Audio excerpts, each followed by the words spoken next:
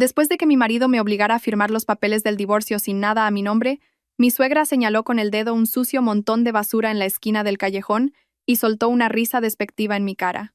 Ahí es donde perteneces. A ver si algún mendigo te recoge. Poco sabía ella que, apenas 30 minutos después, la persona que vino a buscarme haría que toda su familia se arrodillara en el suelo. Para entender cómo llegué a una situación tan miserable, queridos oyentes, debemos retroceder en el tiempo apenas una hora, a un lujoso apartamento que una vez creí que era mi hogar. El sonido de la bofetada de mi marido, Javier Moreno, fue brutal, y su eco cruel me asustó más que el viento que aullaba fuera de las ventanas. Caí al frío suelo de baldosas, con la cabeza dándome vueltas y un oído zumbando. No podía creer que el hombre al que había amado y cuidado con todo mi corazón durante los últimos 5 años, el hombre que me susurraba dulces palabras al oído cada noche, ahora me miraba con los ojos de una bestia viciosa. Sus ojos estaban llenos de odio, desprecio y un cruel deleite. «Lárgate de mi casa ahora mismo, mujer inútil que ni siquiera puede darme un hijo». Su voz era un gruñido bajo, cada palabra una cuchilla que apuñalaba mi sangrante corazón. Levanté la vista, mi visión borrosa por las lágrimas. Vi a mi suegra, Carmen, de pie en el umbral del dormitorio, con los brazos cruzados y una sonrisa de satisfacción en el rostro. A su lado, mi cuñada, Lucía Moreno, a la que solo le importa la fiesta y la apariencia, grababa todo con su móvil, riéndose por lo bajo. «Javier, acércate a su cara. Esto se hará viral si lo subimos a internet. ¿Qué tal el título Esposa pillada infraganti? ¿Recibe su merecido?» Su crueldad, su perfecta coordinación para atormentarme, me hizo darme cuenta de que no se trataba de un arrebato espontáneo, era una obra que llevaban mucho tiempo preparando, y esta noche era el acto final. Con manos temblorosas intenté levantarme y ceñirme el fino camisón que se había descolocado. «Javier, cálmate.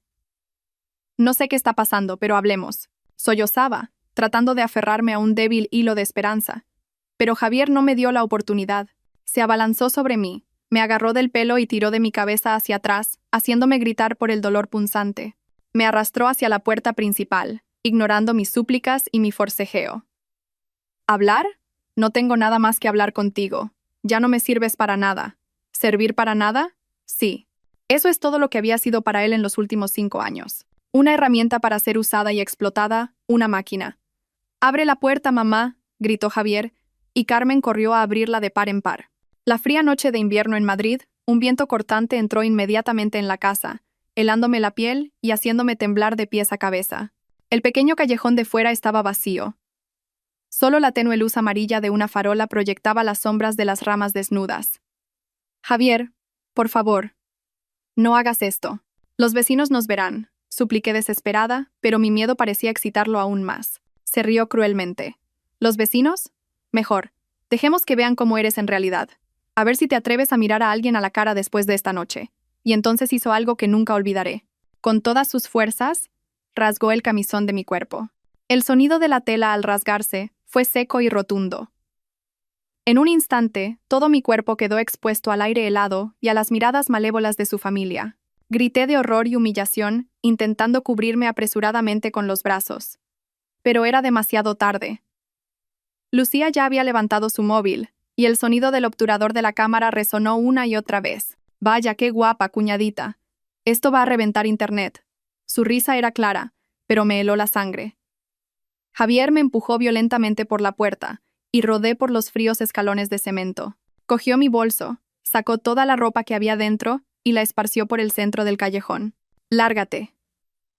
Y no vuelvas nunca más», gruñó. Fue entonces cuando mi suegra se adelantó.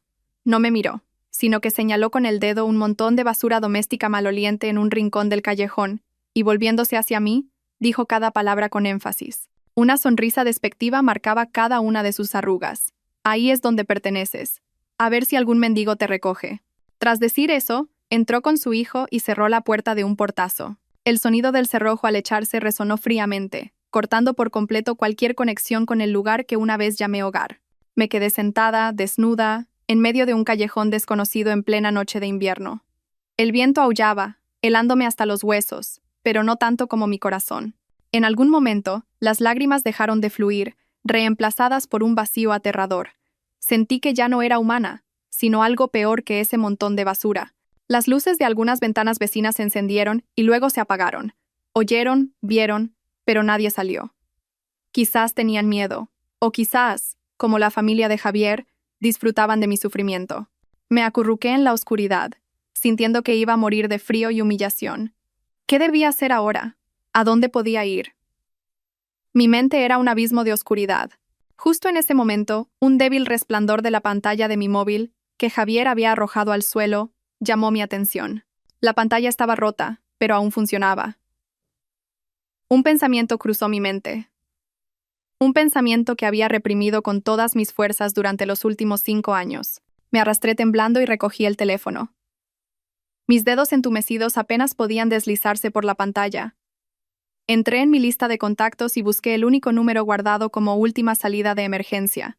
Era el número que mi abuelo me había obligado a memorizar antes de que me fuera de casa, con la advertencia: llama solo cuando realmente no tengas a dónde más ir. En los últimos 5 años, por muy duro y humillante que hubiera sido, nunca me había atrevido a llamar. Pero esta noche, realmente no tenía a dónde más ir. Pulsé el botón de llamada y me llevé el frío teléfono a la oreja. Sonó una vez, 2 veces, y mi corazón latía con fuerza. Entonces, una voz familiar, baja, cálida y extraña a la vez, sonó al otro lado. Una voz que no había oído en 5 años. Dígame, señor Vargas. Mi voz se quebró, y después de decir esas 2 palabras, no pude seguir y rompí a llorar. Señorita, ¿es usted señorita? ¿Dónde está? La voz del señor Vargas al otro lado estaba llena de pánico y preocupación. Contuve los sollozos y con voz entrecortada le di la dirección de este callejón. Por favor, venga a buscarme, señor Vargas. Señorita, no tema, iré de inmediato. Resista un poco más. El señor Vargas dijo eso y colgó. Dejé caer el teléfono, sintiendo que toda la fuerza abandonaba mi cuerpo. Lo había hecho. Había hecho la llamada. Había roto mi propia promesa y había vuelto a pedir ayuda a la familia que había abandonado. Pero no tenía otra opción. Apoyé la cabeza en las rodillas y esperé. Cada segundo, cada minuto, se sentía como una eternidad. El viento se hizo más frío, y poco a poco empecé a perder la sensibilidad en mi cuerpo. Sentí que no podía aguantar más. Justo entonces, un deslumbrante haz de luz atravesó la oscuridad desde el final del callejón. Le siguió el rugido bajo y majestuoso de un motor, un sonido completamente fuera de lugar en este humilde barrio. 1, 2 y 3. Una comitiva de relucientes Rolls-Royce negros se deslizó silenciosamente hacia mí como bestias depredadoras. Todo el pequeño callejón se iluminó al instante con los faros. Las luces de las ventanas se encendieron de nuevo. Esta vez, nadie se atrevió a apagarlas. Estaban atónitos, horrorizados, incrédulos ante lo que veían. La comitiva se detuvo, y la puerta del coche principal se abrió. El señor Vargas, impecablemente vestido con un traje negro, bajó rápidamente. Tras él, docenas de guardaespaldas uniformados bajaron y se colocaron en 2 filas, formando un sólido muro protector a mi alrededor. El señor Vargas se quitó su grueso abrigo de cachemir y lo puso sobre mi cuerpo tembloroso.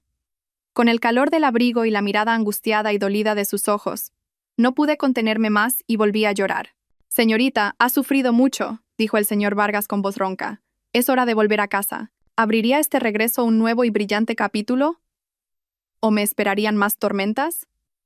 ¿Y cuando descubrieran mi verdadera identidad, a qué se enfrentaría la familia de mi exmarido? Si sienten la misma curiosidad y suspense que nosotros, no olviden darle a me gusta, compartir y suscribirse al canal Historias de Familia. No querrán perderse el próximo y emocionante episodio. El calor del abrigo de cachemir del señor Vargas me envolvió, pero no fue suficiente para disipar el frío que me calaba hasta los huesos. Sin decir una palabra más, me ayudó a levantarme con su brazo firme. Los guardaespaldas formaron inmediatamente un muro humano, bloqueando por completo las miradas curiosas y maliciosas de las ventanas circundantes. Sabía que todo este pequeño callejón estaba presenciando una escena que nunca olvidarían. Una mujer, abandonada desnuda como un montón de basura, siendo recogida por una comitiva de sedanes de lujo. El contraste extremo era probablemente más dramático que cualquier película que hubieran visto. El señor Vargas me guió hasta el Rolls Royce principal. Un guardaespaldas mantenía la puerta abierta respetuosamente.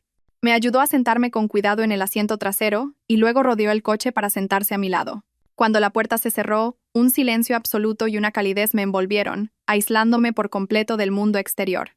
El calor del calefactor del coche se extendió lentamente, descongelando mis dedos de las manos y los pies. Me acurruqué dentro del abrigo demasiado grande, mirando fijamente por la ventana. Las luces de neón de la ciudad pasaban como manchas de pintura en la noche. El coche avanzaba silenciosa y suavemente, recorriendo de nuevo el camino por el que había caminado humillada solo unas decenas de minutos antes. La sensación era extraña. Ya no era una víctima patética. Estaba protegida, de camino a un lugar seguro. Pero la seguridad física no podía calmar la tormenta que rugía en mi alma. La imagen de Javier rasgando mi ropa, el dedo de Carmen señalando el montón de basura, la sonrisa despectiva de Lucía, todo se repetía en mi mente como una película de terror. ¿Qué hice mal? Me lo pregunté 1000 veces. Durante los últimos 5 años, había renunciado a mi identidad como hija de una familia multimillonaria, abandonado una vida de lujo para convertirme en una esposa corriente. Cocinaba, lavaba la ropa y cuidaba de toda su familia. No pedía regalos caros ni me quejaba ni una sola vez de la vida, algo modesta en comparación con mi pasado. Hice todo eso simplemente porque lo amaba, porque creía en su promesa de construir una familia sencilla y feliz. ¿Y qué recibí a cambio? Traición y una humillación sin fin. Pensé que el amor podía superar todas las dificultades. Pero me equivoqué. Mi amor fue malgastado, entregado a un lobo con piel de cordero, a alguien que solo sabía usar y pisotear. Señorita, tome un poco de té de jengibre para entrar en calor. La voz del señor Vargas me sacó de mis pensamientos aturdidos. Había sacado una taza de porcelana blanca del pequeño bar del coche. Dentro había té de jengibre humeante, con el familiar y cálido aroma del jengibre. Era el té que solía prepararme cada vez que me resfriaba. Todavía lo recordaba. Tomé la taza con manos temblorosas, y el calor se extendió por mis palmas a todo mi cuerpo. Di un sorbo, y el suave dulzor de la miel y el picante del jengibre calmaron mi garganta. Gracias, susurré. El señor Vargas me miró, con los ojos llenos de lástima y remordimiento. Es culpa mía, señorita. Debería haberla encontrado antes. No debería haber permitido que pasara por esto. El señor Vargas me había cuidado desde que era niña. Después de que mis padres murieran en un accidente, fue él quien estuvo a mi lado, cuidando de cada detalle en nombre de mi abuelo. Era más que un mayordomo. Era como un pariente, un tío. Fue él quien más intentó disuadirme cuando decidí dejar a mi familia para estar con Javier. Pero en aquel momento, estaba cegada por el amor y no escuché sus palabras. No es su culpa, negué con la cabeza, y las lágrimas volvieron a brotar. Fui yo la tonta, la que confió en la persona equivocada. El señor Vargas suspiró. ¿El presidente lo sabe?, pregunté con voz preocupada. Mi abuelo, don Alejandro Herrera, el presidente del Grupo Herrera, era un hombre muy estricto y autoritario. Ese año, cuando le dije que me casaría con Javier, un joven de una familia corriente y que no estaba a nuestra altura, se enfureció. Me dio un ultimátum. O dejaba a Javier, o me iba de la familia sin llevarme nada. Y yo elegí el amor. En los últimos 5 años, no me había atrevido a contactar con mi familia, no porque odiara a mi abuelo, sino por miedo. Miedo a decepcionarlo. Miedo a mostrarle mi vida no tan próspera. Quería demostrarle que mi elección era la correcta, que podía vivir feliz sin el dinero de mi familia. Pero ahora había fracasado. Había fracasado estrepitosamente. Informé al presidente tan pronto como recibí su llamada, respondió el señor Vargas. Nos está esperando en la mansión. Está muy preocupado. Las palabras muy preocupado hicieron que mi corazón se encogiera. No sabía cómo enfrentarme a él. Temía ver la decepción en sus ojos. El coche entró en las arboladas avenidas de La Moraleja. Poco a poco aparecieron mansiones grandiosas y lujosas, familiares y extrañas a la vez. No había vuelto aquí en 5 años. Todo parecía igual, todavía lujoso y noble, pero yo había cambiado. Ya no era la joven ingenua y despreocupada. Era una mujer con un matrimonio fallido, una mujer que acababa de ser desnudada y abandonada en medio de una noche de invierno. El coche se detuvo frente a la imponente puerta de hierro de la mansión de la familia Herrera. La puerta se abrió lentamente, revelando el familiar camino de grava blanca que conducía al interior. La luz que emanaba de la mansión iluminaba una parte del cielo, cálida como si diera la bienvenida al regreso de un hijo pródigo. Pero otro sentimiento surgió en mi corazón. No era el alivio de volver a casa, sino una llama de odio ardiente. Javier Moreno, Carmen, Lucía Moreno. Cerré los ojos y grabé esos 3 nombres en lo más profundo de mi corazón. Me hice un juramento a mí misma. El dolor y la humillación que me infligieron esta noche, se lo devolvería 100, 1000 veces, con intereses. La puerta del coche se abrió y respiré hondo el aire fresco del jardín. Ya no era la débil Sofía Herrera del pasado. Esta noche, De las cenizas de la humillación, había renacido una nueva persona. El señor Vargas volvió a colocarme con cuidado el abrigo, cubriendo la ropa andrajosa de debajo, y me ayudó a salir del coche. De pie frente a la pesada puerta de madera maciza exquisitamente tallada, la misma puerta a la que le di la espalda con decisión hace 5 años. Mi corazón se llenó de emociones encontradas. ¿Me recibiría el hombre autoritario que estaba dentro, mi abuelo al que amaba y temía a partes iguales, con los brazos abiertos, o con una fría mirada de reproche? La pesada puerta se abrió lentamente sin un solo crujido, y una cálida luz se derramó desde el interior, envolviéndome. En el vestíbulo central estaba mi abuelo, el presidente Herrera. Llevaba un pijama de seda, su pelo cano estaba cuidadosamente peinado, pero su rostro, siempre digno, estaba marcado por una profunda preocupación. No estaba sentado en su familiar sillón de cuero, sino de pie, apoyado en su bastón de ébano, mirándome fijamente. En el momento en que nuestras miradas se encontraron, el tiempo pareció detenerse. En sus ojos astutos no vi reproche ni decepción, sino una lástima infinita y un amor que había reprimido durante 5 años. No pude contenerme más. Solté la mano del señor Vargas, me acerqué a él tambaleándome, me arrodillé a sus pies y lloré amargamente. Abuelo, abuelo, me equivoqué. Me equivoqué.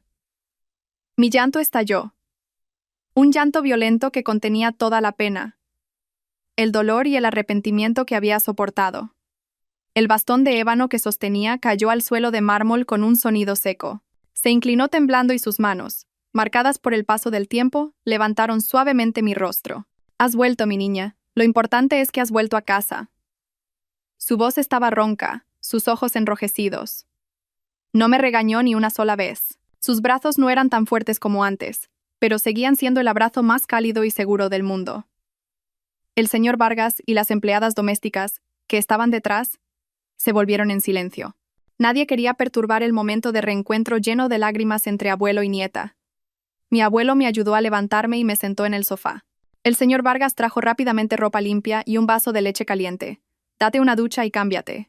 Cuando entres en calor, hablaremos. Su voz era más tranquila, pero aún temblaba. Obedecí y entré en el familiar cuarto de baño, que nadie había usado en 5 años, pero que se limpiaba a diario. El vapor caliente llenó la habitación, lavando las sucias huellas de esta noche, pero no pudo lavar la humillación grabada en lo más profundo de mi corazón. Al ponerme el suave pijama de seda, sentí como si me hubiera despojado de una piel sucia. Cuando volví al salón, mi abuelo seguía allí esperándome. Se había cambiado a una ropa más formal, y sobre la mesa había una tetera de té verde de alta calidad humeante. Me hizo una seña para que me sentara frente a él y dijo con voz baja y autoritaria: «Ahora cuéntamelo. ¿Qué te hicieron ese hombre y su familia?» Y hablé. Lo conté todo, sin ocultar nada. Hablé de mis 5 años de vida en el pequeño apartamento, de cómo tuve que abandonar todos los hábitos y aficiones de una hija de familia rica para convertirme en una esposa y nuera corriente. Hablé del trato frío de mi suegra, de la pereza y las quejas de mi cuñada, y de la crueldad de Javier, que iba más allá de la debilidad y la indiferencia. Conté cómo mi incapacidad para tener un hijo se convirtió en una espina clavada en su costado. Y finalmente, conté todos los horribles sucesos de esta noche. Desde la bofetada, las palabras humillantes, hasta el acto salvaje de Javier de rasgarme la ropa y echarme a la calle. Cuanto más hablaba, más me daba cuenta de lo absurdo que había sido todo. Yo, Sofía Herrera, la única nieta del presidente del Grupo Herrera, criada entre algodones, ¿cómo pude soportar esa vida durante 5 años? Solo por una palabra: amor. Un amor ciego que me hizo tonta, que me hizo entrar por mi propio pie en una jaula dorada falsa, solo para ser desplumada y abandonada por las mismas personas a las que cuidé con todo mi corazón. Mi abuelo escuchaba en silencio. Tenía los puños apretados con tanta fuerza que las venas azules se marcaban en el dorso de sus manos. Su rostro se había oscurecido y en sus ojos ardía una llama de furia que no había visto en mucho tiempo. Cuando terminé mi historia, no dijo nada de inmediato. Cerró los ojos y respiró hondo, como si intentara reprimir una ira a punto de estallar. «Señor Vargas», llamó con una voz gélida. «Sí, presidente. Quiero que investigue a ese Javier Moreno y a su familia de inmediato. Todo sobre ellos. Su trabajo, sus negocios, sus relaciones, sus bienes, hasta el más mínimo detalle. Le doy 24 horas. Sí, me encargaré de ello de inmediato». El señor Vargas inclinó la cabeza y se fue rápidamente. La habitación volvió a quedar en silencio. Mi abuelo abrió los ojos y me miró. Su mirada se había suavizado un poco. «Sofía, ¿todavía me guardas rencor? por haber sido tan estricto contigo ese año. Negué con la cabeza, y las lágrimas volvieron a brotar. No, ahora lo entiendo. Fue todo culpa mía. No escuché sus consejos. Estaba cegada por el amor. El amor no es un pecado, niña. Suspiró. El problema es que se lo diste a un hombre que no lo merecía. Pero bueno, ya es agua pasada. Piensa que has pagado una matrícula muy cara. Lo importante es que has vuelto. A partir de ahora, nadie podrá hacerte daño. Te lo prometo. Su promesa fue como una roca de 1000 toneladas que asentó mi corazón. Sabía que la verdadera tormenta estaba a punto de comenzar, pero esta vez ya no estaba sola. Tenía a mi abuelo, y detrás de mí, el poderoso imperio del Grupo Herrera. Esa noche dormí en mi antigua habitación. Se había conservado tal y como la dejé. La cama de princesa con sábanas de color rosa pálido, el escritorio blanco donde estudié para la selectividad y el enorme oso de peluche que mi abuelo me regaló por mi 18 cumpleaños. Todo me recordaba a hermosos recuerdos, a una época sin preocupaciones. Me tumbé en la mullida cama, pero no pude conciliar el sueño. Los recuerdos de los últimos 5 años se mezclaban con los de mi vida en esta mansión. Recordé el día que conocí a Javier. Fue en una gala benéfica organizada por el Grupo Herrera. Era un joven empleado de una empresa asociada, guapo, inteligente y con un sentido del humor encantador. Era completamente diferente de los herederos ricos y ociosos que solía conocer. Me cautivó con su sinceridad y su sueño de crear su propio negocio. Empezamos a salir. Oculté mi verdadera identidad, diciéndole solo que era una oficinista normal. A él tampoco parecía importarle mucho mi origen familiar. Me amaba, o al menos eso creía yo. Me llevaba a bares de tapas, me daba paseos en su vieja moto. Esas citas sencillas me hacían más feliz que cualquier fiesta de lujo. Creía haber encontrado el amor verdadero. Cuando decidí casarme con él, lo llevé a conocer a mi abuelo. El encuentro fue un desastre. Mi abuelo, con una sola mirada, me dijo sin rodeos: «Ese hombre no te conviene. Tiene la ambición escrita en los ojos. No te quiere a ti, quiere la fortuna de tu familia». Discutí con mi abuelo, defendiendo a Javier a capa y espada. Le dije que era demasiado desconfiado, que Javier no era así. La discusión llegó a su punto álgido cuando mi abuelo me dio su ultimátum. Con la arrogancia de la juventud y una fe ciega, elegí irme para demostrarle que estaba equivocado. Corté todo contacto por mi cuenta y entré en la vida de una persona normal. Al principio fue difícil, pero intenté adaptarme. Me engañé a mí misma pensando que era feliz. Pero ahora que todo se había desvelado, me di cuenta de lo acertadas que fueron las palabras de mi abuelo. Vio la verdadera naturaleza de Javier desde el primer momento.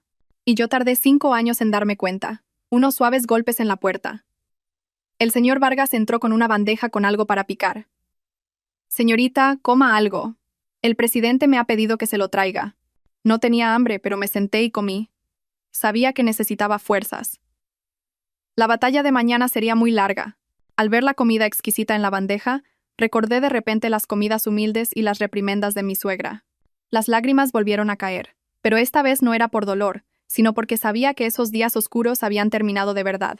Un nuevo capítulo de mi vida estaba a punto de comenzar. Un capítulo en el que ya no sería una víctima. Me senté frente al tocador de madera de cerezo y no reconocí a la mujer del espejo. Mi largo cabello, que siempre llevaba recogido de cualquier manera, había sido transformado por los mejores estilistas del país en una melena de ondas voluminosas teñida de un lujoso color castaño. Mi rostro, pálido y demacrado, había recuperado la vida tras un tratamiento intensivo de una noche.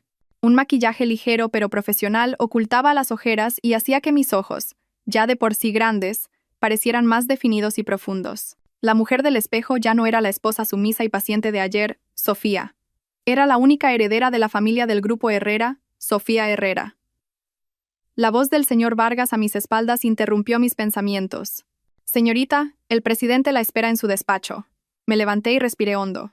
El vestido de seda de color jade que los diseñadores habían traído temprano por la mañana se ajustaba perfectamente a mi cuerpo, creando un aire elegante, seductor y sofisticado. Me puse unos tacones de Christian Louboutin. Cada paso se sentía firme y autoritario.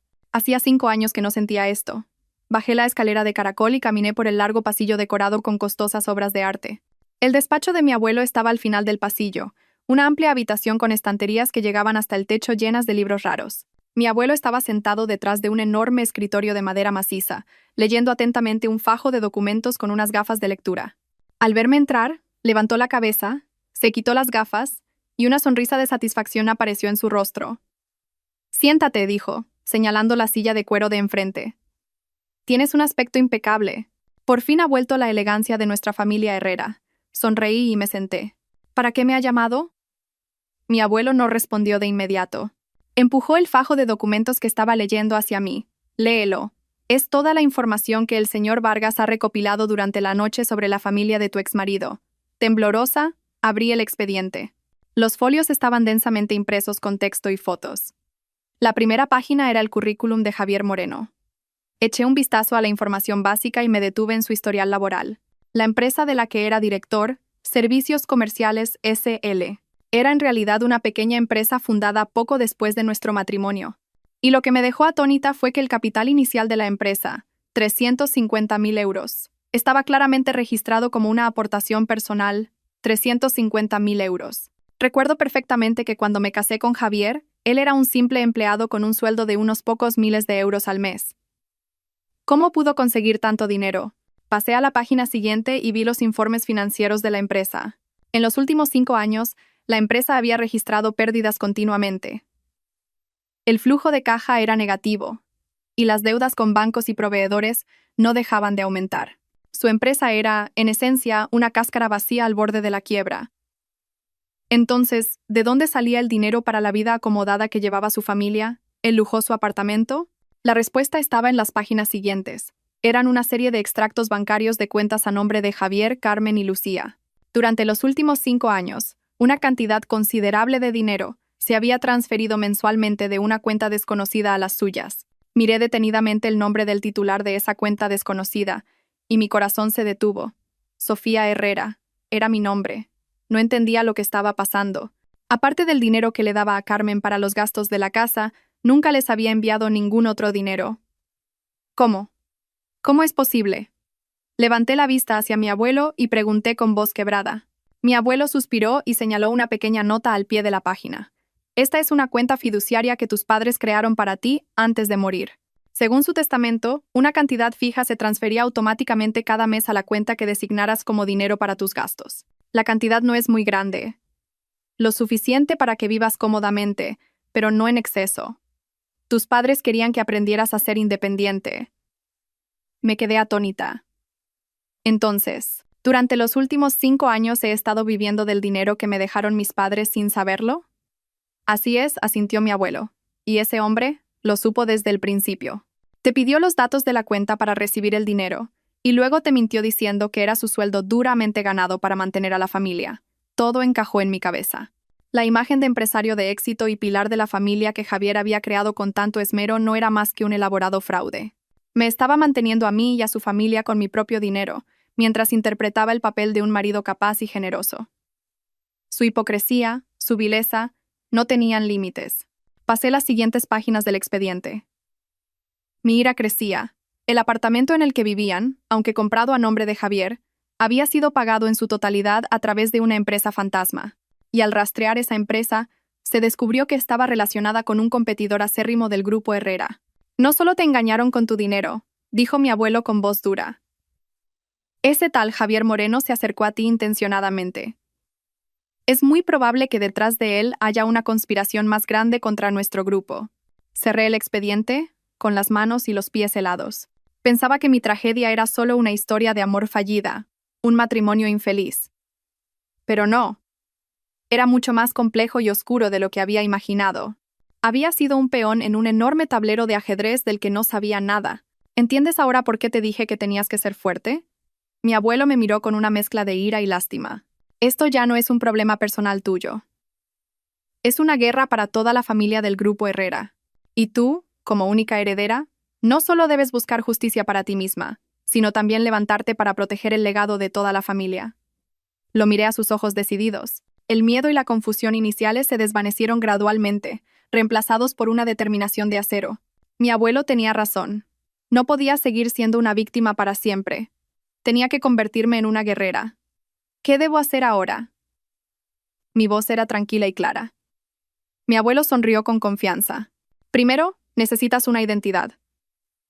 Una identidad con el peso suficiente para hacerlos temblar de miedo. Levantó el teléfono interno. Señor Vargas, Que vengan el abogado de la empresa, el señor Torres, y el equipo de relaciones públicas del grupo. Unos minutos después, un grupo de personas trajeadas entró en la habitación, liderados por el señor Torres, el director del departamento legal del grupo, un hombre de mediana edad con una frente amplia y una mirada penetrante. Mi abuelo dio una orden con una voz que no admitía réplica. Señor Torres, prepare inmediatamente los documentos para demandar a Javier Moreno y a su familia por fraude y malversación de fondos. Al mismo tiempo, prepare los procedimientos necesarios para recuperar los bienes de mi nieta. Luego se volvió hacia el equipo de relaciones públicas. En una hora quiero que envíen un comunicado a todos los principales medios de comunicación del país. Un comunicado sobre el regreso de mi nieta y futura vicepresidenta del Grupo Herrera, Sofía Herrera. La habitación quedó en un silencio sepulcral. Todos estaban atónitos por la decisión relámpago pero autoritaria del presidente. Yo también. Vicepresidenta, un puesto en el que nunca había pensado. Abuelo, yo. Intenté decir algo, pero él me detuvo con un gesto de la mano. No hay peros. Este puesto siempre ha sido tuyo. Es hora de que reclames lo que te pertenece. Me miró, y su mirada era tanto una orden como una expectativa. Prepárate, hija mía. La tormenta está a punto de desatarse, y tú estarás en el centro de ella. Respiré hondo y asentí con firmeza. Sí, estaba preparada. En este juego, no solo iba a participar, sino que iba a establecer las reglas. La tormenta mediática que desató mi abuelo llegó más rápido y con más fuerza de lo que podría haber imaginado. Tal como ordenó, en solo una hora, el titular. La heredera del Grupo Herrera regresa después de 5 años y se prepara para asumir la vicepresidencia, ocupaba la primera plana de todos los principales periódicos en línea. El artículo iba acompañado de un retrato mío, tomado profesionalmente esa mañana, en el que se me veía hermosa, elegante y carismática. El teléfono del señor Vargas no paraba de sonar. Socios, inversores, medios de comunicación, todos estaban alborotados por esta noticia impactante. En el otro extremo de la ciudad, en su apartamento, podía imaginar las caras de Javier y su familia. Seguramente se quedarían sin palabras, sin poder creer lo que veían. La esposa a la que acababan de humillar y echar sin piedad, la persona que creían que era un cordero frágil, se había convertido de repente en un fénix, en una figura que acaparaba la atención de todo el mundo de los negocios. Su euforia de anoche se habría convertido ahora en un miedo atroz. Pero esto era solo el principio. Mi transformación no se limitó a mi identidad y mi ropa.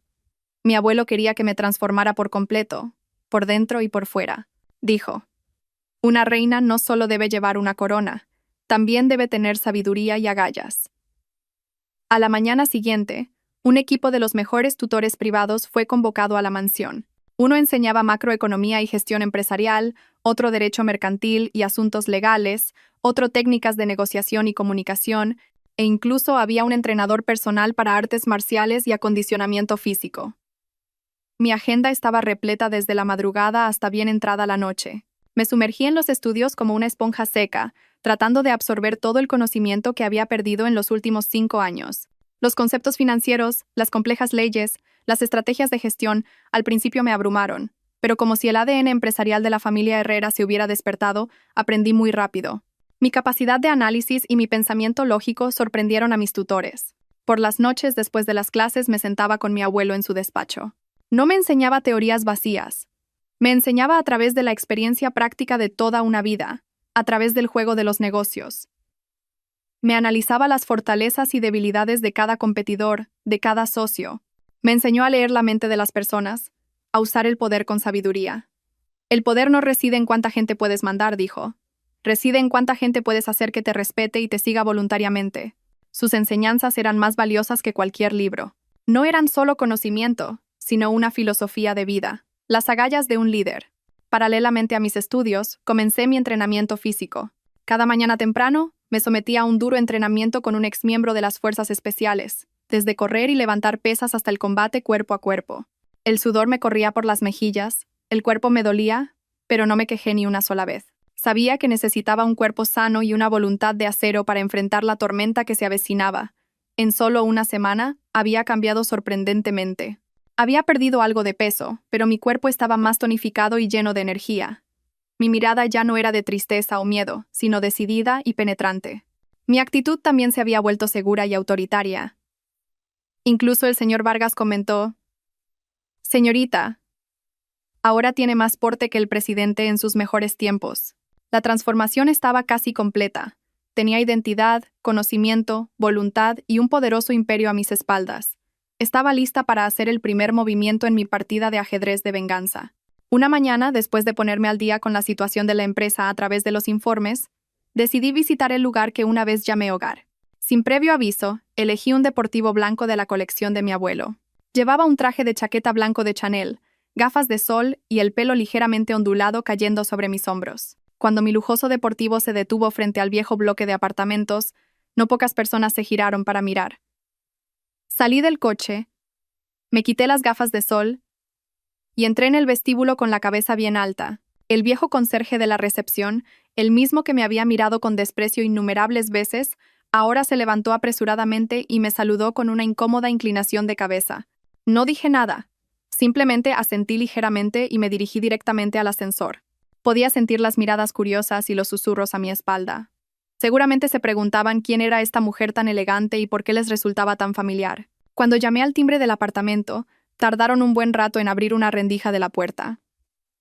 Carmen asomó la cabeza, y al verme, se quedó petrificada. La expresión de su rostro pasó de la sorpresa y el miedo a una ira incontenible. «Tú, ¿qué haces tú aquí?», tartamudeó. Esbocé una sonrisa sociable pero fría. «Hola, Carmen. He venido a recoger algunas cosas personales que dejé».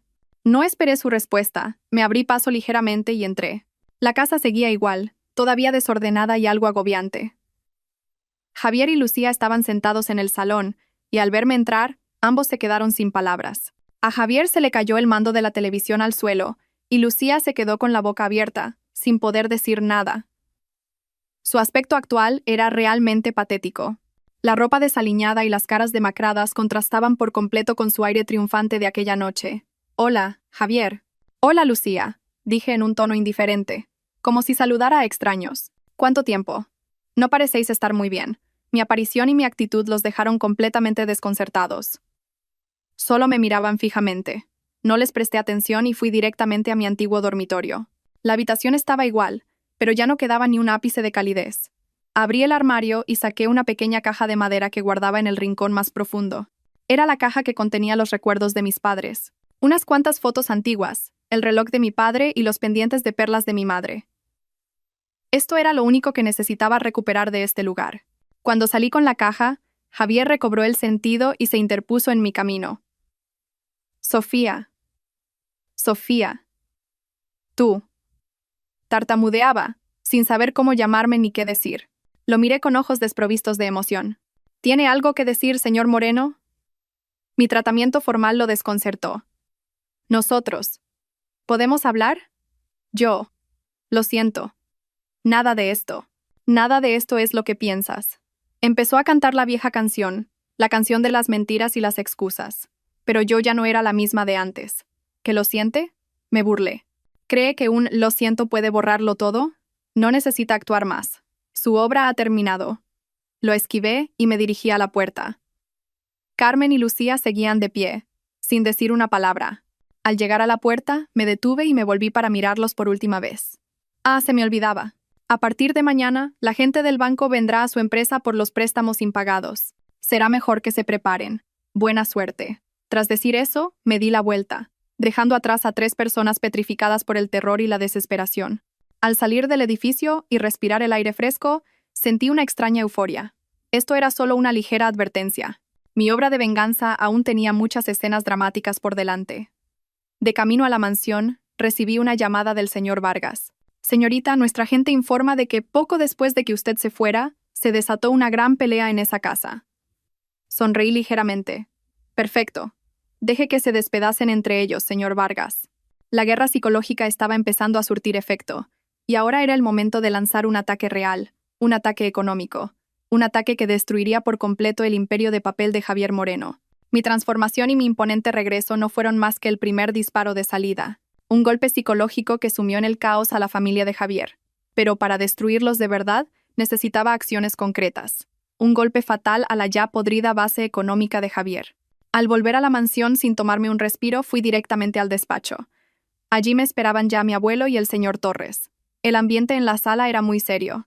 En una gran pantalla se detallaba la estructura de la empresa de Javier y la red de empresas relacionadas. Según nuestra investigación, comenzó el señor Torres, señalando las cifras en la pantalla. La empresa del señor Moreno tiene deudas de casi 14 millones de euros con 3 bancos diferentes y todas están a punto de vencer. Ha hipotecado el apartamento en el que vive actualmente como garantía para uno de los préstamos. Fruncí el ceño. Entonces esa casa tampoco es segura. Si Javier no puede pagar la deuda, el banco la embargará. Eso no es todo, continuó mi abuelo con su voz profunda y experimentada. Los contratos recientes de Javier son en su mayoría pequeños, con un beneficio mínimo. Su principal fuente de ingresos proviene de 2 grandes contratos con 2 de nuestras filiales. Son contratos que consiguió gracias a su relación contigo. De repente lo entendí.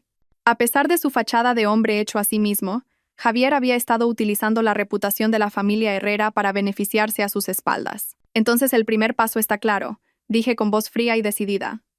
Señor Torres, trabaje con el equipo legal para encontrar la más mínima violación en esos 2 contratos. Un empresario tan deshonesto como él seguro que tiene lagunas. Rescindiremos los contratos unilateralmente. El señor Torres asintió. Entendido. No será difícil.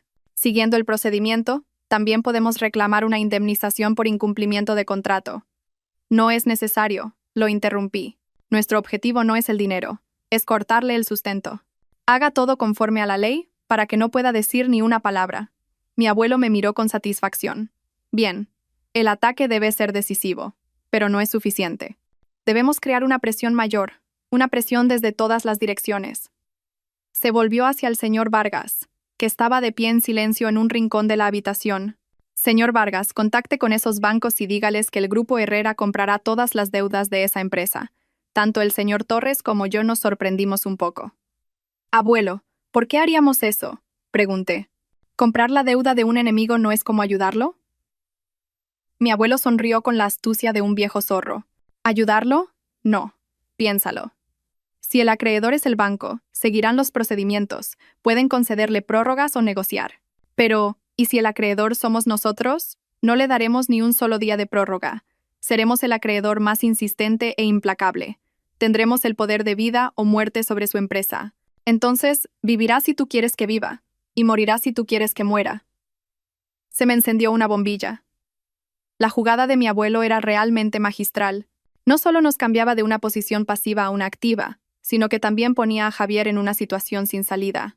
Se enfrentaría a un nuevo acreedor poderoso y misterioso, sin sospechar ni por un momento que detrás de todo estaba yo. Señor Vargas. Me volví con una mirada penetrante. Al comprar la deuda, no revele en ningún caso la identidad del Grupo Herrera.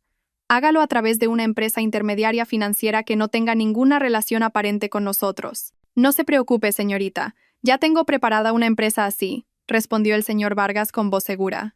El plan estaba perfectamente trazado. Presión por ambos flancos. Uno para cortar sus ingresos, el otro para ahogarlo con las deudas. Tenía ganas de ver cómo Javier iba a salir de esta.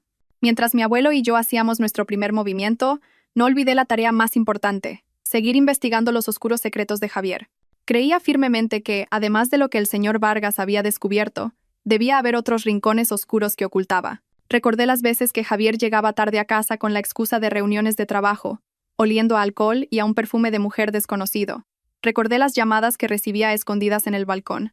Mi intuición de mujer me lo decía. Además de mí, Javier tiene otras relaciones turbias. Llamé al señor Vargas. Señor Vargas, ¿podría investigar más a fondo las relaciones personales del señor Moreno, especialmente con las mujeres? Quiero saber a cuántas personas más ha engañado además de a mí. El señor Vargas asintió.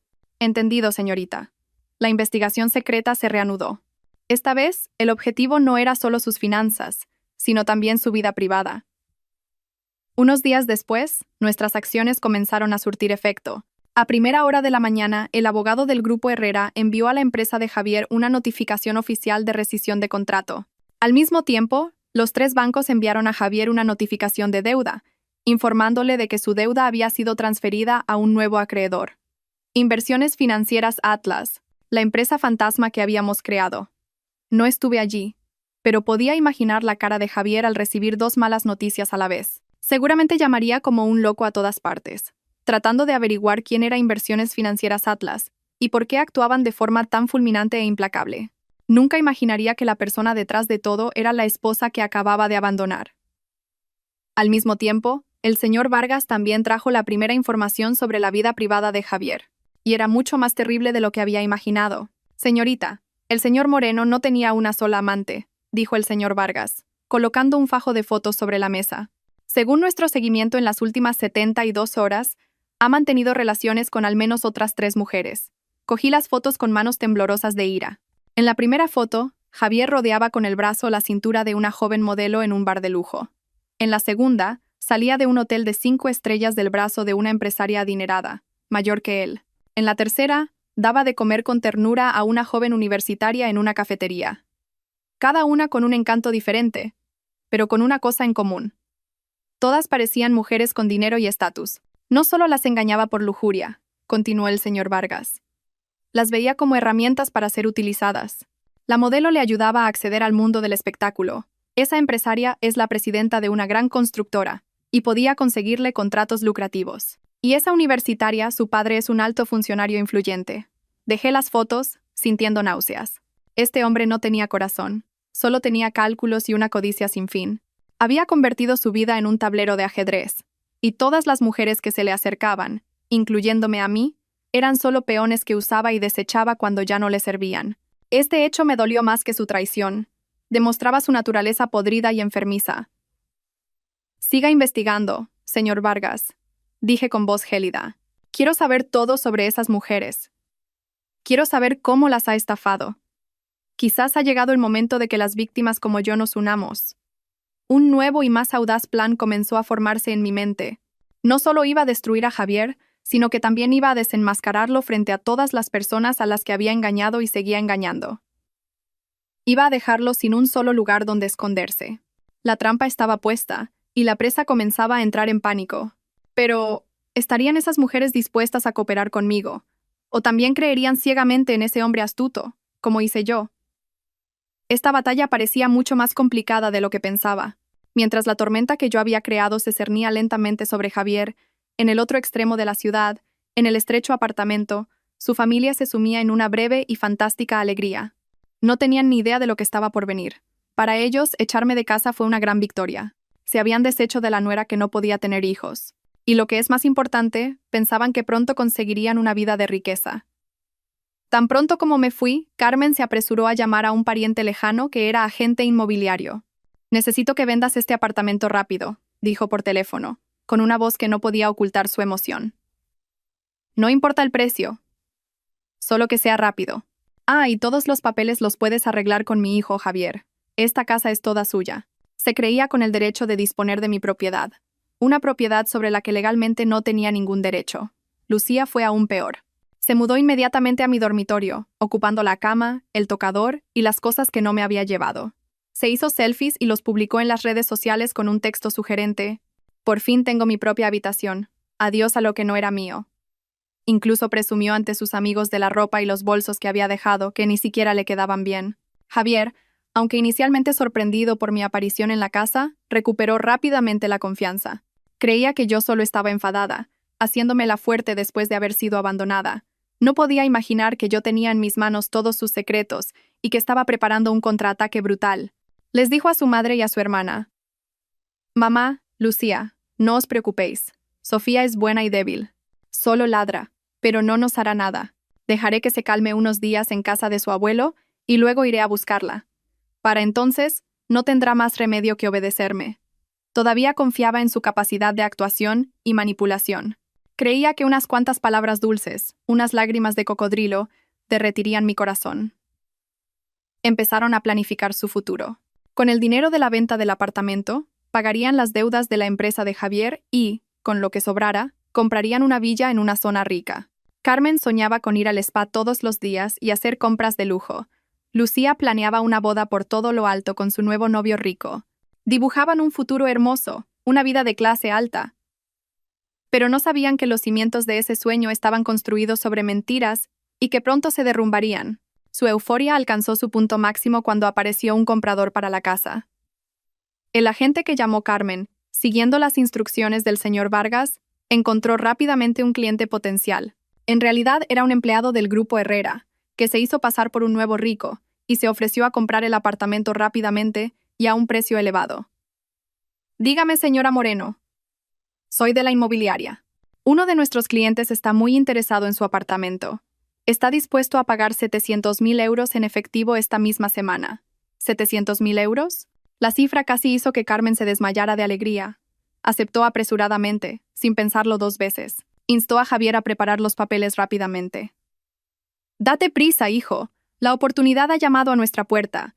Con estos 700.000 euros, nuestra familia cambiará por completo. Javier también estaba contento, pero aún le quedaba algo de cordura. Le dijo a su madre: «Mamá, cálmate.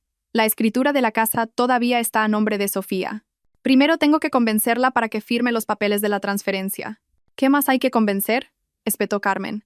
«Dile que tenemos que vender la casa urgentemente para pagar tus deudas y evitar la cárcel. Se asustará tanto que firmará llorando». «Haz lo que te digo». Mientras se deleitaban con el sueño de los 700.000 euros, llegó la primera mala noticia. La notificación de rescisión de contrato del Grupo Herrera fue entregada en la empresa. Javier leyó la notificación y se quedó sin palabras. Esos 2 contratos representaban casi el 70% de los ingresos de la empresa. Sin ellos, su empresa no era casi nada. Llamó como un loco a sus contactos en el Grupo Herrera, pero nadie le contestó. No entendía por qué su antiguo socio actuaba de forma tan despiadada.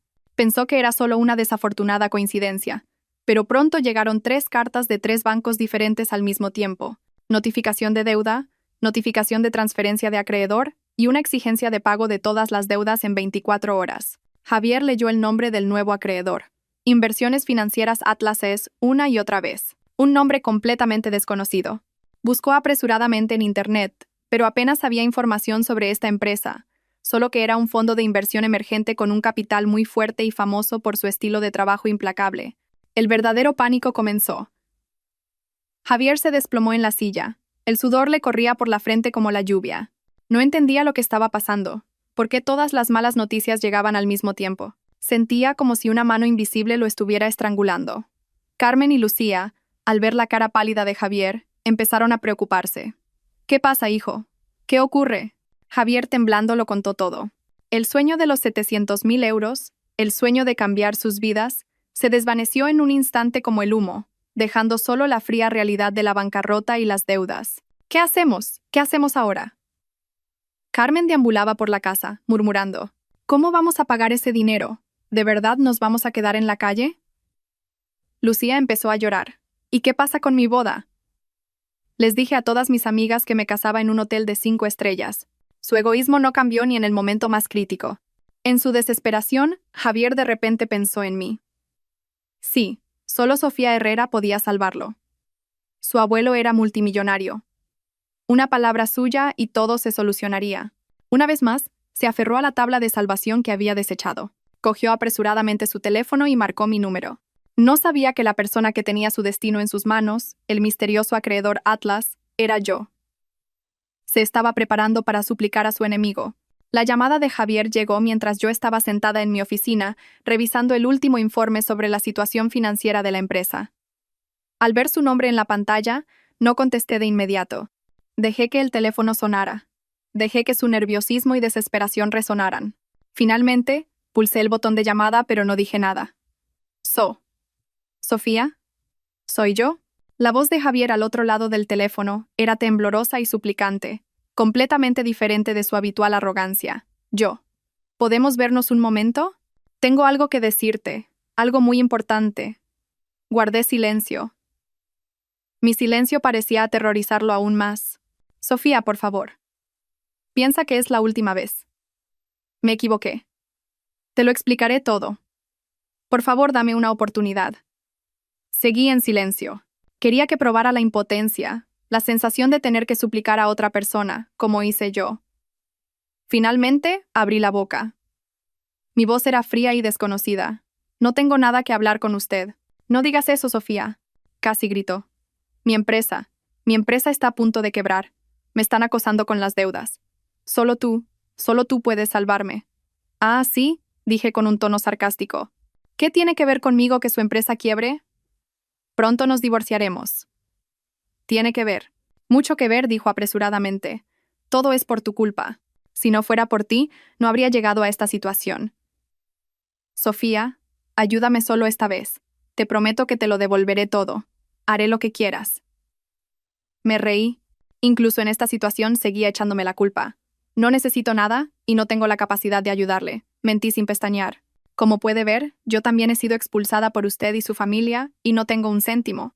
Ahora mismo estoy viviendo de la caridad de mi abuelo. Mi mentira fue el golpe más doloroso. Aplastó su última esperanza.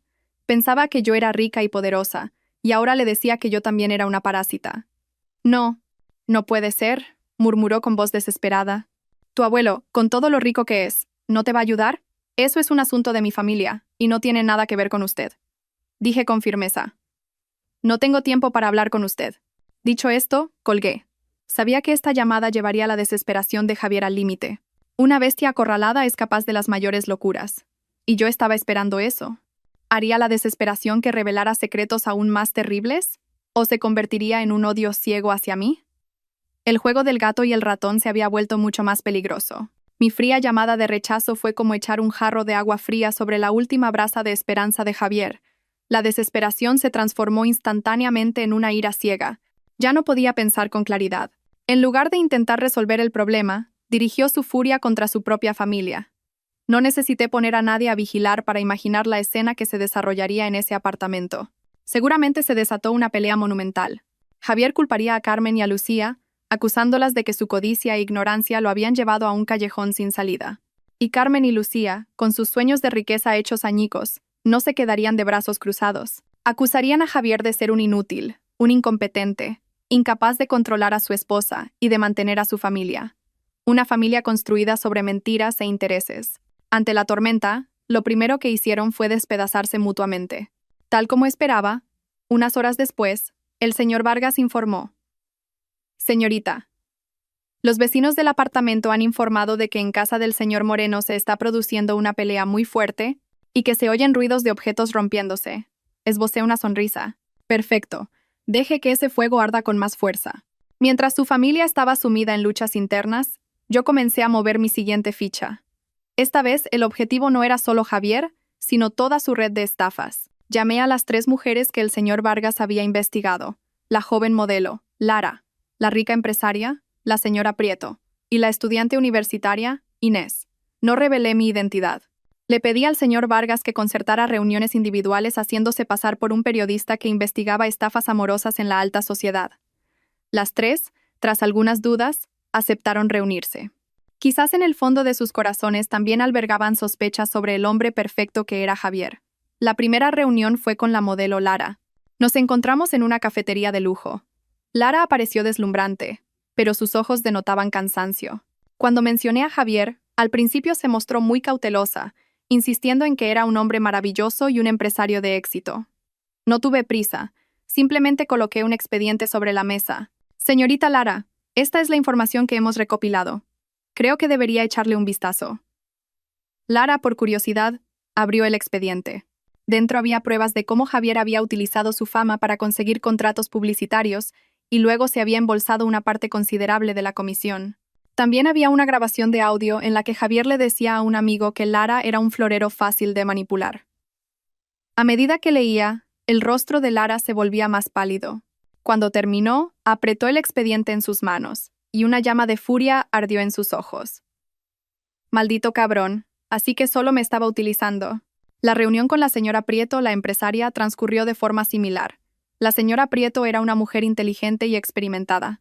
Al principio no creyó mis palabras, pero cuando le presenté pruebas de que Javier, a través de ella, había conseguido un gran contrato de construcción y luego había utilizado una de sus propias subcontratas para desviar fondos, causando graves problemas de calidad y el riesgo de una gran demanda, se derrumbó por completo. Había confiado el proyecto de su vida a Javier, sin saber que él la apuñalaría por la espalda. La última fue la ingenua estudiante universitaria Inés. Ella era la que más lástima me daba. Javier le había prometido casarse con ella después de la graduación, asegurarle un futuro brillante. Ella le creyó y se lo dio todo. Pero cuando le mostré las fotos de Javier con otras mujeres y le puse la grabación de audio en la que se jactaba ante sus amigos de haber conquistado a la hija de un influyente funcionario, su mundo de color de rosa se hizo añicos. Lloró amargamente, de dolor y de rabia. 3 mujeres. 3 situaciones diferentes, pero todas unidas por el mismo dolor, haber sido engañadas por el mismo hombre. No solo les mostré la verdadera cara de Javier, sino también algo más importante. No estáis solas, les dije. Yo también soy una de sus víctimas, pero no podemos quedarnos aquí llorando. Debemos unirnos y buscar justicia por nosotras mismas. Al principio dudaron. Tenían miedo a las represalias, a perder la reputación. Pero la empatía y la llama del odio nos unieron. Formamos una alianza de venganza. Cada una, utilizando sus propias fortalezas y contactos, comenzó a recopilar más pruebas en silencio y a preparar el ataque final.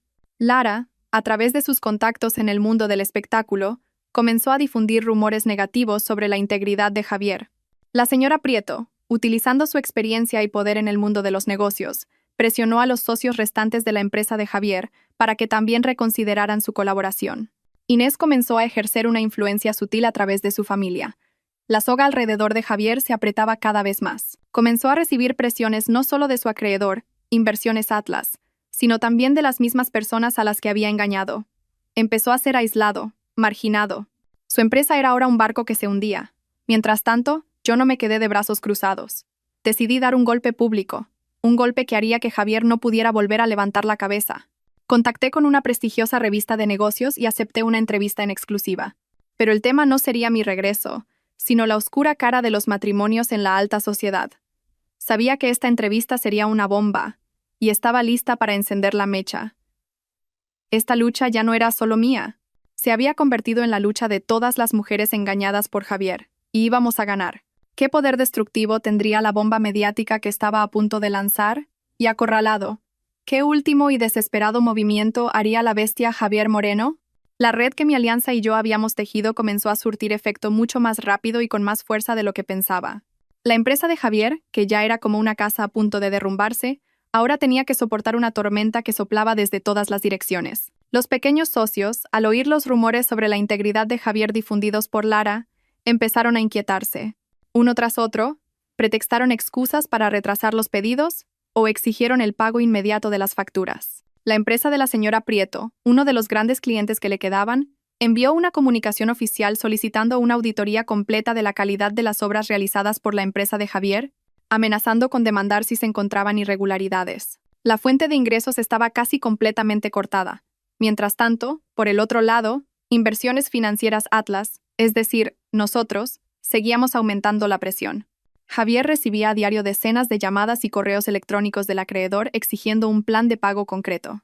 Rechazaron cualquier propuesta, negociación o prórroga, ofreciendo solo una salida, pagar o ir a juicio. Javier se derrumbó por completo. Corría de un lado a otro, llamando a las puertas de antiguos conocidos y socios para pedir dinero, pero nadie le ayudó. El nombre Javier Moreno se había vuelto tóxico en el mundo de los negocios. Todos lo evitaban como a la peste. El pánico de Javier llegó a su punto máximo. Ya no mantenía su aspecto pulcro y sofisticado. Estaba demacrado, con la barba descuidada, y los ojos siempre inyectados en sangre por la falta de sueño y la preocupación. Y como una ley inevitable, cuando el pilar de la casa se derrumba, las grietas internas de la familia se hacen más evidentes. El apartamento, que una vez resonó con risas de euforia, ahora solo albergaba discusiones interminables. Carmen, después de ver sus sueños de riqueza hechos añicos, perdió por completo la paciencia con su hijo. Lo culpaba y lo acosaba constantemente. Dios mío, con todo lo que te he alimentado y educado, y mira en lo que te has convertido. No puedes retener a tu mujer. La empresa está en quiebra y tienes deudas hasta el cuello. ¿Qué has hecho bien por esta familia? Cada comida se convertía en una tortura. Se quejaba de haber tenido que vender los pocos anillos de oro que le quedaban para comprar comida, de no poder salir a la calle por miedo a que la gente se riera de ella. Lucía no se quedaba atrás. Después de que su novio rico la dejara al oír los rumores de que su familia estaba al borde de la quiebra, volcó toda su ira en su hermano. Todo es culpa tuya. Por tu incompetencia estoy así. Ahora, genial. Ni boda, ni dinero, ni chara para hacer a mis amigos. Gritó arrojando su plato al suelo. Dame dinero. No me importa si robas o matas. Solo tráeme dinero. La vida de Javier era ahora un infierno. En la empresa, acosado por acreedores y socios. En casa, maltratado psicológicamente por su propia madre y hermana. El hombre arrogante, que se creía inteligente y capaz de controlarlo todo, ahora era impotente y miserable. Empezó a beber, y a beber mucho. Cada noche llegaba a casa borracho, rompía cosas y luego se desplomaba. La caída de un hombre se estaba produciendo, lenta pero inexorablemente. Mientras tanto, yo preparaba mi bomba. La fecha de la entrevista con la revista de negocios finalmente se fijó. Repasé el guión con mi abuelo, preparándome para cada pregunta y cada posible situación. Mi abuelo me aconsejó: no necesitas parecer demasiado dolida o dura. Solo cuenta los hechos con calma. A veces, la verdad es el arma más afilada. Entendí lo que quería decir mi abuelo. No convertiría la entrevista en un desahogo personal. La convertiría en un mensaje de advertencia, en una historia inspiradora sobre la fortaleza de las mujeres. Un día antes de la entrevista, recibí una llamada de un número desconocido. Iba a ignorarla, pero el número volvió a llamar con insistencia. Finalmente, contesté. Dígame. Hubo un largo silencio al otro lado del teléfono. Solo se oía una respiración pesada. Luego, una voz ronca y débil. Sofía, soy yo. Javier. Su voz sonaba muy extraña. La confianza y la ira habían desaparecido, dejando solo un cansancio y una desesperación extremos. ¿Qué ocurre?, pregunté, todavía con voz fría. Yo. Sé que ya no tengo derecho a llamarte, dijo con voz entrecortada, pero ya no sé con quién hablar. Siento que me voy a morir. Ah, ¿que se va a morir? Fruncí el ceño. ¿Qué nuevo truco es este? No, ya no estoy actuando. Estoy demasiado cansado. Rompió a llorar. Era el llanto de un hombre completamente destrozado. He perdido la empresa, mis amigos se han ido, mi casa es un infierno, no me queda nada. Me equivoqué, Sofía. Sé que me equivoqué de verdad. Perdí a la única mujer que me trató con sinceridad. Soy una basura, un cabrón. Continuó repitiendo palabras de autoinculpación y arrepentimiento tardío. Yo escuchaba en silencio. No sentía ninguna euforia en mi corazón, solo un extraño vacío. Ver a una persona caer de la cima al abismo, incluso si es tu enemigo, nunca es agradable. ¿Cuál es el propósito de su llamada?, le pregunté, interrumpiendo su llanto. Yo. Solo quería oír tu voz una última vez, dijo en un susurro. Y tengo que advertirte de algo. Ten cuidado con mi madre. Esa mujer está loca. Dijo que no te dejaría en paz. La advertencia de Javier me sorprendió un poco, que incluso en esta situación pensara en avisarme. ¿Era por un resquicio de conciencia que le quedaba, o por miedo a que si algo me pasaba, él sería el primer sospechoso? ¿Qué piensa hacer?, pregunté. No lo sé. Solo la oí murmurar para sí misma que te daría una lección, que si no podía tenerlo, lo destruiría. Sofía, tienes que tener mucho cuidado. Dicho esto, colgó. La llamada, terminada abruptamente, me dejó con una mezcla de emociones complejas y una vaga inquietud. Una mujer codiciosa e ignorante. Carmen. ¿Qué locura sería capaz de cometer acorralada?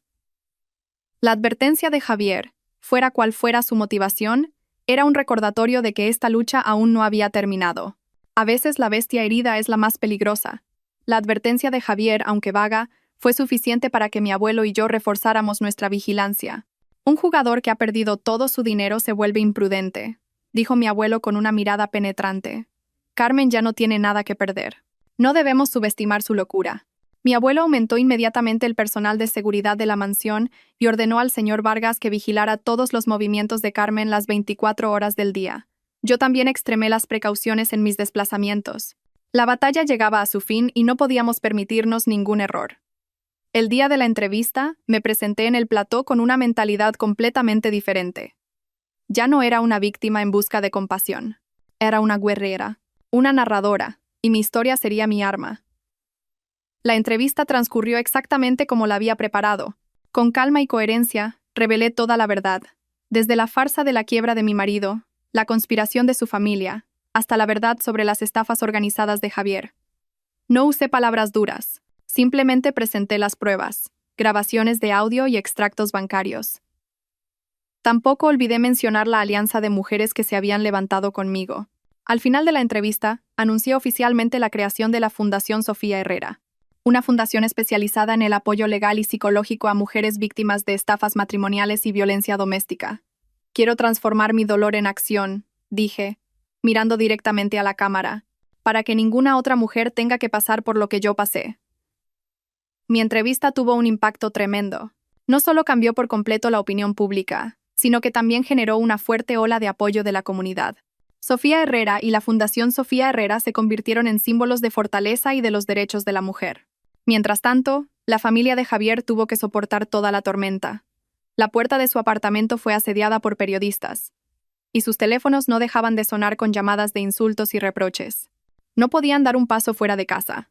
La pérdida de la reputación fue más terrible que la ruina económica. Pero el desprecio y la ira de la opinión pública parecieron ser el último catalizador que empujó a Carmen a su acto más demente. Esa noche, el señor Vargas me llamó con una voz muy urgente. «Señorita, ha ocurrido algo grave. Carmen ha desaparecido de casa. Nuestra gente la vio tomar un taxi en dirección a las afueras y llevaba una garrafa de gasolina en la mano». Mi corazón se detuvo. Las afueras. Allí había un viejo almacén del grupo, un lugar aislado y poco frecuentado. ¿Qué pretendía hacer? ¿La están siguiendo? Sí. Pero está muy alerta y cambia de coche constantemente. La estamos siguiendo como podemos, pero... Señorita, lo que me preocupa es que su objetivo sea usted. Me quedé helada. Justo en ese momento recibí un mensaje de texto en mi móvil de un número desconocido. Sofía, si quieres salvar a tu abuelo, ven sola al almacén de las afueras. No avises a la policía, o te arrepentirás. El mensaje iba acompañado de una foto. En la foto, mi abuelo estaba sentado en una silla, atado de pies y manos y con la boca tapada con cinta adhesiva. Su rostro parecía cansado, pero su mirada seguía siendo firme. Casi me desmayo. Lo había secuestrado. Esa mujer diabólica se había atrevido a tocar a la persona que más quería. «Señorita, ¿se encuentra bien?» Oí la voz preocupada del señor Vargas al otro lado del teléfono. «Señor Vargas, mi abuelo. Carmen ha secuestrado a mi abuelo. Quiere que vaya sola al almacén». Apenas logré mantener la calma mientras le explicaba la situación. «No puede», gritó el señor Vargas. «No puede ir sola. Es una trampa. Pero no puedo poner en peligro a mi abuelo». «Señorita, escúcheme. El presidente ha pasado por mucho en su vida. Sabe cómo protegerse. Ahora es cuando usted tiene que mantener la calma de verdad. Envíeme su ubicación y el mensaje de texto completo. Avisaré a la policía inmediatamente y desplegaré a nuestra gente para rodear la zona. Haga lo que ella le pide, pero no olvide que estaremos justo detrás de usted». Hice lo que me dijo el señor Vargas. El miedo en mi interior se transformó gradualmente en un odio gélido. «Carmen, has cruzado la línea». Conduje sola hacia las afueras. A medida que avanzaba la noche, el camino se volvía más y más solitario. Los faros del coche iluminaban la oscuridad, y delante de mí apareció un viejo almacén abandonado. Aparqué el coche y bajé. La oxidada puerta de hierro del almacén se abrió con un chirrido. Carmen estaba allí, con un mechero en la mano y la garrafa roja de gasolina a su lado. A la tenue luz, su rostro estaba horriblemente desfigurado y enloquecido. «¿Has venido?», dijo con una risa espeluznante. «Sabía que vendrías». «¿Dónde está mi abuelo?», pregunté con voz gélida. «Dentro». «Todavía está vivo», sonrió. «Pero cuánto tiempo más viva depende de tu actitud». Se echó hacia atrás, revelando la escena del interior. Mi abuelo estaba atado a un pilar de madera en el centro del almacén. A su alrededor, ella había derramado abundante gasolina. «¿Qué es lo que quiere?», pregunté apretando los puños. «¿Lo que quiero?», se rió como una loca. «Quiero que mueras. Has arruinado todo lo que tenía. Me quitaste a mi hijo, mi dinero, mi honor. Ahora te voy a hacer sentir lo que es perder a la persona que más quieres. Está usted loca». «Sí, estoy loca». «Tú me has vuelto loca», gritó, levantando la mano con el mechero. «Ahora arrodíllate, inclina la cabeza y pídeme perdón, y transfiere los 250 millones de euros a mi cuenta. Si no, con una sola chispa de este mechero, tu abuelo y tú iréis juntos al otro mundo». Quería llevarnos con ella. Ya no tenía nada que perder. Miré sus ojos inyectados en sangre y enloquecidos y luego miré a mi abuelo.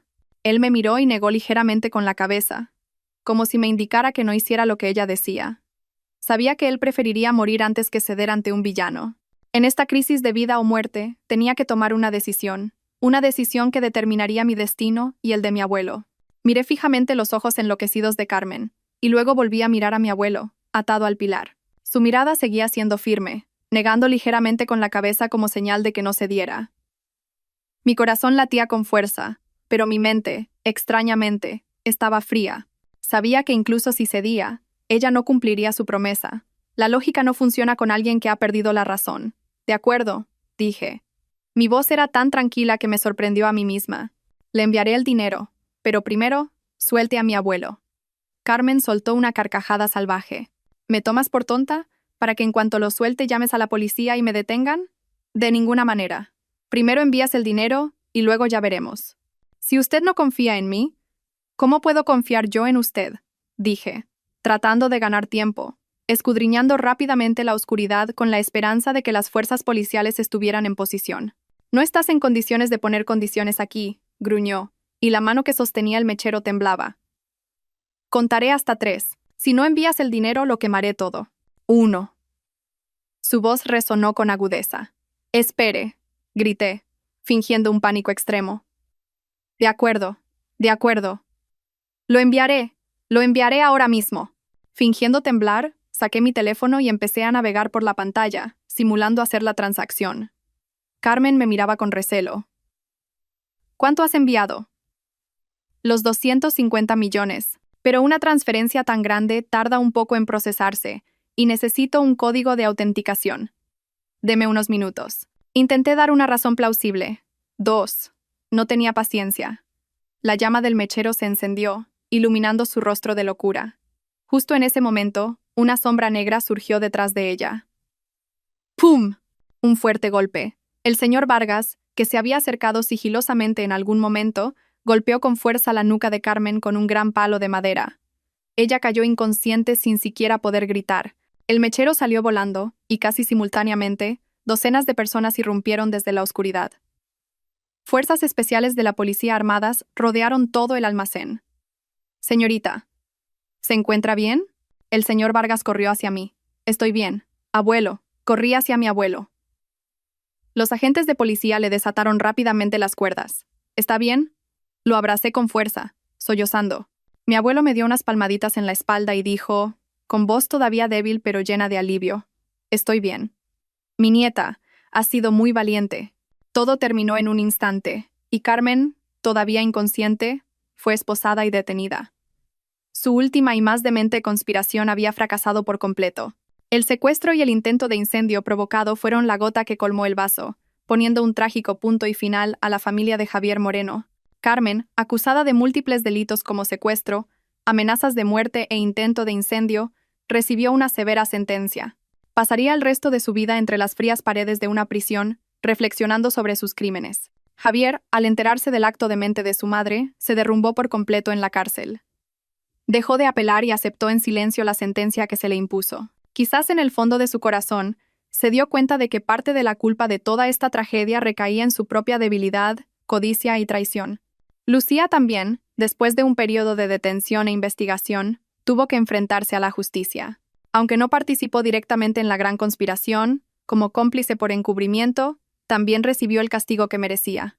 La vida de señorita ociosa había terminado, reemplazada por el trabajo en la cárcel. La caída de la familia Moreno era un final previsible, una consecuencia inevitable de la codicia y la maldad. Ellos mismos prendieron el fuego, y al final, ese fuego consumió todo lo que tenían. Después de que pasara toda la tormenta, mi abuelo y yo volvimos a la mansión. La casa seguía siendo grandiosa y lujosa, pero el ambiente era más cálido y pacífico que nunca. La salud de mi abuelo se resintió un poco después del terrible suceso, pero su mente, extrañamente, se aclaró. Decidió no participar más en la gestión del grupo. Es hora de que este viejo descanse, me dijo una tarde soleada. Has demostrado tu valía. Lo has hecho mucho mejor de lo que esperaba. A partir de ahora, el grupo Herrera estará en tus manos. El día de mi nombramiento oficial como presidenta del grupo, se celebró una gran ceremonia. De pie en el estrado miré a los cientos de empleados, socios y personas que creían en mí. Ya no sentía miedo ni presión. Sentía una gran responsabilidad y orgullo. No había defraudado las expectativas de mi abuelo, ni había hecho en vano el sacrificio de mis padres, pero el éxito en los negocios no fue lo único que conseguí. Durante todo el proceso judicial, hubo una persona que me apoyó en silencio, tanto legal como emocionalmente, el señor Miguel Torres. No solo era un abogado competente, sino también un hombre cálido, comprensivo y de confianza. Pasamos juntos los momentos más difíciles, y poco a poco surgió un sentimiento especial entre nosotros. El amor llegó a mí por segunda vez, de forma suave y pacífica. No se sintió abrumado por mi origen familiar ni por mi riqueza. Amaba a la persona que yo era, mi fortaleza y mi perseverancia. A su lado, podía ser yo misma. Sentirme verdaderamente amada y respetada. Un año después, Celebramos una pequeña y cálida boda en una playa soleada y ventosa. Solo invitamos a la familia y a los amigos más cercanos. Mi abuelo, en su silla de ruedas, tomó mi mano y se la entregó a Miguel. «Cuida bien de mi Sofía», dijo, feliz y con los ojos llorosos. «Es una niña que ha sufrido mucho». Miré al hombre que estaba a mi lado, la persona con la que pasaría el resto de mi vida. Sonreí con una satisfacción genuina. Mi vida había pasado por una gran tormenta. Esa tormenta había barrido todo lo falso y podrido, dejando en su lugar un cielo claro y azul y un amanecer deslumbrante. Esa noche, después de que la fiesta terminara y todos los invitados se hubieran ido, solo quedábamos mi abuelo, el señor Vargas y yo en el salón. El ambiente era tranquilo, solo se oía el suave murmullo de las olas a lo lejos. Mi abuelo parecía cansado, pero muy feliz. Me miró con ojos llenos de afecto. «Sofía, por fin has encontrado tu refugio de paz. Ahora este viejo puede descansar tranquilo». Tomé su mano delgada, mi corazón lleno de gratitud. Si no fuera por usted y por el señor Vargas, no sé qué habría sido de mi vida. Les debo la vida a ambos. Mi abuelo sonrió con dulzura y agitó la mano. «Entre familia no hay deudas. Eres mi nieta, la sangre de la familia Herrera. Protegerte es mi responsabilidad». El señor Vargas, que estaba de pie a un lado, también sonrió. Ver feliz a la señorita es la mayor alegría del presidente, y la mía. Nos sentamos juntos, recordando el pasado, no con amargura ni odio, sino con una profunda reflexión. Cada suceso, cada dolor, fue una lección, un ladrillo que construyó la persona que soy hoy. Pero en el fondo de mi corazón, todavía había una pregunta sin resolver. «Abuelo», dudé.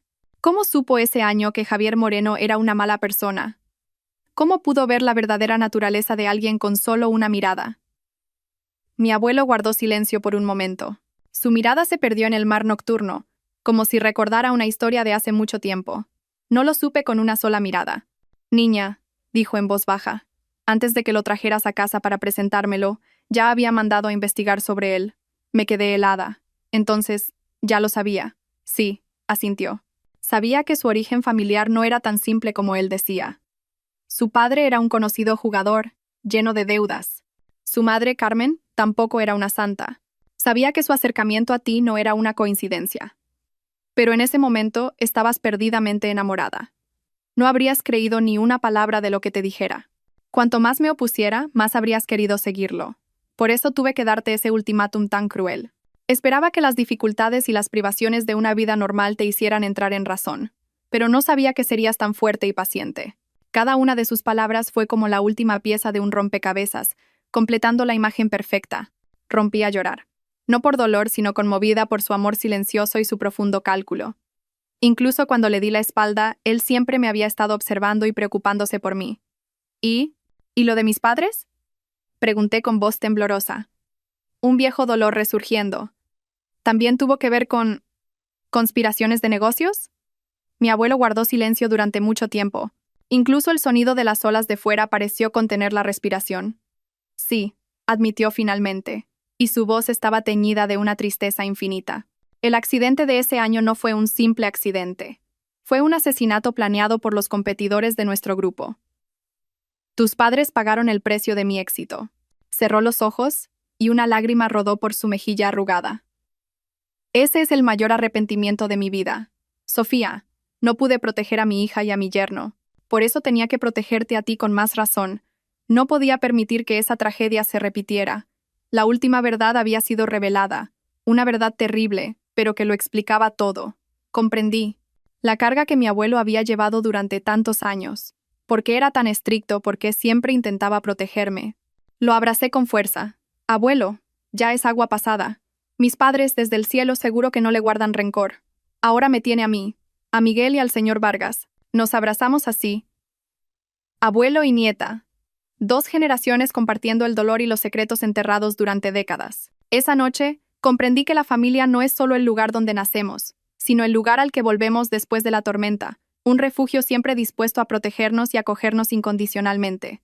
Después de la boda, mi vida entró en un nuevo capítulo, un capítulo de verdadera paz y felicidad. Miguel era un marido maravilloso. No solo me amaba, sino que también respetaba mucho a mi abuelo. Compartía todo conmigo, desde los asuntos del grupo hasta las pequeñas cosas de la casa.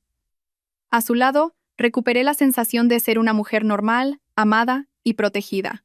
La Fundación Sofía Herrera, bajo mi dirección, creció cada vez más. Y ayudamos a innumerables mujeres, no solo con apoyo material, sino también devolviéndoles la fe en la vida. Cada una de sus historias, cada una de sus sonrisas, era una gran motivación para mí. Un día, recibí una carta anónima. La letra era torpe. Por curiosidad la abrí. Para la señora Sofía Herrera. Soy la madre de Javier Carmen. Le escribo esta carta desde la cárcel. No espero su perdón. Solo quería decirle una cosa. Lo siento, me equivoqué. La codicia me cegó. Destruí a mi propia familia con mis propias manos. Empujé a mi hijo y a mi hija a la cárcel. Me arrepiento tanto. Cada noche sueño con lo que hice. Veo su figura llorando en medio de una noche de invierno. Sé que no hay segundas oportunidades. Solo espero que usted viva feliz por nosotros también. Una pecadora. Después de leer la carta, mi corazón estaba en calma. No sentía ni euforia ni compasión, solo una sensación de paz. Todo el rencor se desvaneció con estas letras. El pasado estaba completamente cerrado. ¿Duraría mucho esta nueva felicidad? ¿O los fantasmas del pasado realmente se habían dormido? La vida todavía tenía muchos caminos impredecibles por delante. Años después, cuando las turbulentas olas del pasado se habían retirado por completo, mi vida transcurría en la calma que tanto anhelaba. Miguel y yo tuvimos una hija preciosa. La llamamos Alma, con la esperanza de que su vida fuera siempre serena y libre. Era el fruto de nuestro amor, nuestra alegría, un rayo de sol que calentaba toda la mansión. Mi abuelo, aunque de edad avanzada, parecía haber rejuvenecido desde el nacimiento de su bisnieta. Su mayor placer era sentarse en su silla de ruedas todos los días y ver a Alma balbucear y dar sus primeros pasos en el jardín. Una sonrisa de satisfacción no abandonaba su rostro. El grupo Herrera, bajo mi dirección y con el apoyo de Miguel, creció aún más sólidamente. Nos centramos no solo en los beneficios, sino también en los valores sostenibles y en las actividades para la comunidad. La Fundación Sofía Herrera también se convirtió en una institución de confianza, un refugio común para miles de mujeres en todo el país. A veces me llegaban noticias de personas del pasado. Decían que Javier, después de cumplir su condena, vivía solo, sin vínculos, haciendo trabajos duros para sobrevivir. Su antiguo aspecto sofisticado y elegante había desaparecido, y había envejecido mucho. Lucía, después de salir de la cárcel, tampoco encontró un trabajo estable. La dura vida la había despojado de sus hábitos de lujo y la había convertido en una persona más silenciosa y reservada. Ya no me interesaban. Sus vidas, los caminos que eligieron, eran responsabilidad suya. El antiguo odio había desaparecido por completo. Solo quedaba la indiferencia que se siente hacia un extraño. Una tarde de fin de semana, nuestra familia estaba reunida en el jardín. Miguel enseñaba pacientemente a Alma a montar en bicicleta, mientras mi abuelo aplaudía y animaba a su lado. Yo, sentada en un columpio, leía un libro y los miraba con una sonrisa. La escena era realmente pacífica y feliz. De repente, el señor Vargas se acercó con una expresión algo seria. «Señorita, alguien quiere verla». «¿Quién, señor Vargas?», pregunté. «El señor Javier Moreno». Me quedé helada. «Javier, después de tantos años, ¿por qué venía a buscarme aquí?» «Dígale que no estoy», respondí con frialdad. No quería que nada del pasado perturbara mi vida actual. Pero dice que es un asunto muy importante relacionado con la última voluntad de la señora Carmen, dudó el señor Vargas. Carmen había fallecido en la cárcel por enfermedad hacía unos años. ¿Su última voluntad? La curiosidad me picó, pero también estaba llena de recelo. ¿Dónde está? Está esperando fuera de la puerta principal. Lo pensé un momento. De acuerdo. Llévelo al pequeño salón. Que mi abuelo y los demás no se enteren. No quiero romper la paz familiar. Entré en el pequeño salón. Javier estaba sentado en un sofá. Estaba mucho más delgado y moreno, con canas salpicando su cabello. Parecía mucho más viejo y desgastado de lo que su edad sugería. Al verme entrar, se levantó torpemente y mantuvo la cabeza gacha, sin atreverse a mirarme directamente a los ojos. «Hola». Su voz era ronca y baja. «¿Qué hace aquí?», pregunté, manteniendo una distancia de seguridad. «Yo. He venido a cumplir una última promesa que le hice a mi madre». Sacó una descolorida caja de madera de una vieja bolsa de tela con manos temblorosas y la colocó sobre la mesa.